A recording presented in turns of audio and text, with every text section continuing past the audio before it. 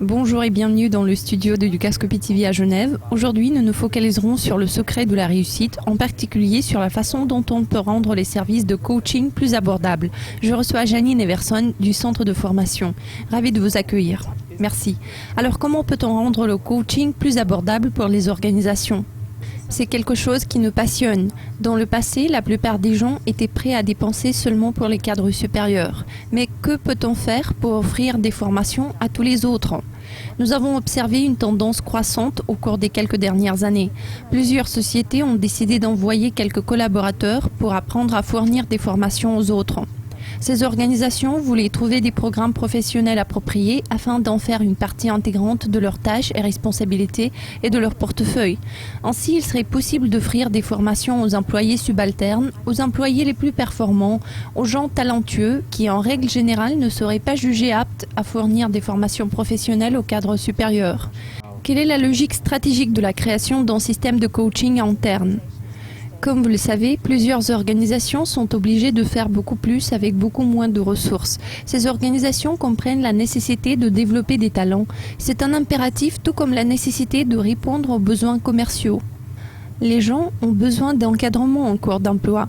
Maintenant, il est à la mode de dire que ce sont des gestionnaires qui font du mentorat. Mais en fait, le coaching est une forme de management via le mentorat. Il s'agit d'une façon de rendre les gens plus efficaces, plus dynamiques, plus performants, plus heureux, voire plus compétents dans leur milieu de travail, qu'il s'agisse des employés subalternes qui construisent leur carrière ou bien des employés qui cherchent à développer de nouvelles compétences ou habiletés au sein de leur entreprise. Pourriez-vous nous citer quelques exemples des PME et des organisations plus grandes ? D'accord. Une société d'avocats a récemment envoyé leur gestionnaire de bureau à l'équipe des ressources humaines. J'ai trouvé ça assez innovant car les cabinets d'avocats n'ont pas la réputation de dépenser beaucoup d'argent pour la gestion du personnel. Les grandes institutions financières ont tendance à organiser de telles formations pour leur personnel. Il peut s'agir des programmes pour 5 voire 105 personnes. Nous avons organisé un programme de formation pour une grande institution financière qui a envoyé 100 personnes pour qu'elles apprennent à coacher les autres. Ces personnes pouvaient être dispersées entre tous les départements, ce qui a créé un énorme impact. Ils ont apprécié cette expérience. Je peux citer encore un exemple très intéressant d'une autre institution financière qui a décidé de ne pas former leurs conseillers financiers à vendre des polices, mais de leur offrir une formation spécialisée dans le coaching financier en vue de développer des relations avec leur clientèle, en travaillant sur leur attitude vis-à-vis de l'argent, en leur apprenant à mieux comprendre l'univers financier et à vaincre leurs peurs liées à la gestion des fonds. Ainsi, ils pouvaient ensuite devenir des conseillers de confiance à qui on demande conseil en choisissant tel ou tel produit.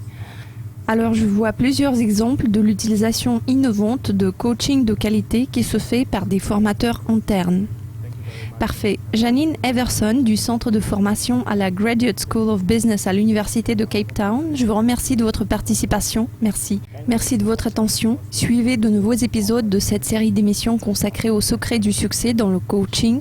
Pour accéder à d'autres interviews exclusives à ce sujet, n'hésitez pas à cliquer sur le site web de Ducascopy TV. Bonne journée.